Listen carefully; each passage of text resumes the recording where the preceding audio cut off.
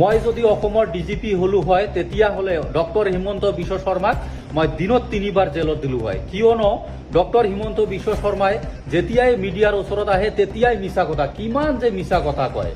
কেইবাদিন আগত মই দেখিবলৈ পাইছো মিডিয়াৰ ওচৰত আহি ডক্টৰ হিমন্ত বিশ্ব শৰ্মাই কৈছে আমি বাংলাদেশীক উচ্ছেদ কৰিছো, আমিতো কোনো খিলঞ্জীয়াক উচ্ছেদ কৰা নাই। যদি আপুনি বাংলাদেশীক উচ্ছেদ কৰিছে ডক্টৰ হিমন্ত বিশ্ব শৰ্মা, মোৰ পোনপটীয়া এটা কুৱেশ্যন, আপুনি তেতিয়াহ'লে বাংলাদেশীবিলাকক উচ্ছেদ কৰি কিয় আপুনি পুনৰ সংস্থাপন, কিয় মাটি দিব আৰু এককালীন সাহায্য কিহৰ? তাৰমানে আপুনি কি বাংলাদেশীক পুহিব খুজিছে অসমত নেকি? যদি পুহিব খোজা নাই, যদি আপুনি পুনৰ সংস্থাপনে দিব খুজিছে, তেতিয়াহ'লেতো ভাই এইবিলাকতো খিলঞ্জীয়া মানুহ হয়। আৰু খিলঞ্জীয়া মানুহক আপুনি বাংলাদেশী সজুৱাই আপুনি কি সিহঁতক বদনাম কৰি সিহঁতক আপুনি মানে উচ্ছেদ কৰিছে।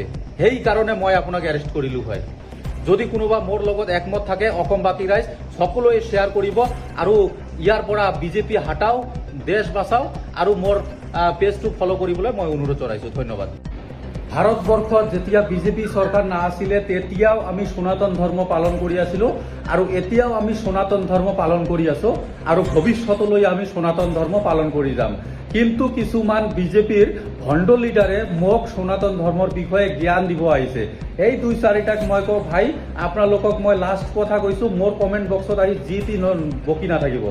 আপোনালোকৰ বিজেপি আহি আপোনালোকে বিজেপিত গৈ আমাক সনাতন ধৰ্মৰ বিষয়ত শিকাব আহিছে নেকি? আপোনাৰ দৰে মানুহৰ জ্ঞান আমি নলওঁ। সনাতন ধৰ্মত কোনটো পৃষ্ঠাত, কোনটো ৰামায়ণ গীতাত আছে যে মুছলিম মানুহক, মুছলমান মানুহক ভাৰতবৰ্ষ তথা অসমৰ পৰা খেদিব লাগিব? কোনটোত আছে? আপুনি দেখাওক মোক। যদি একটা পৃষ্ঠাত দেখাব পাৰে যে আমি মুছলমানৰ এগেইনষ্ট কৰা ক'তবা লিখা আছে, তেতিয়াহ'লে মই মানিম আৰু আপোনাৰ কথা মই মানিম। কিন্তু মই আজিলৈকে কোনো পৃষ্ঠাত বা কোনো ৰামায়ণ গীতাত দেখা নাই সনাতন ধৰ্মৰ বিষয়ে যে মানে ক'তো হিন্দু মুছলিম কৰিব কোৱা নাই আমাক। আমি মানুহ, সদায় মানুহ থাকিম।